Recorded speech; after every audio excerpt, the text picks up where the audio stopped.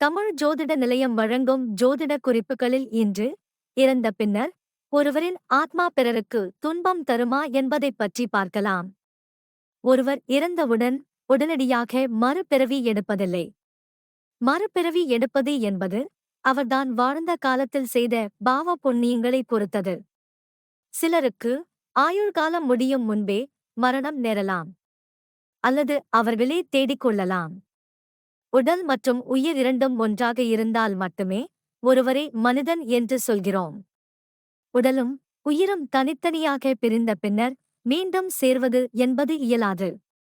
இறந்த உடலை உரிய சடங்குகளுடன் அடக்கம் செய்து விடுகிறோம்.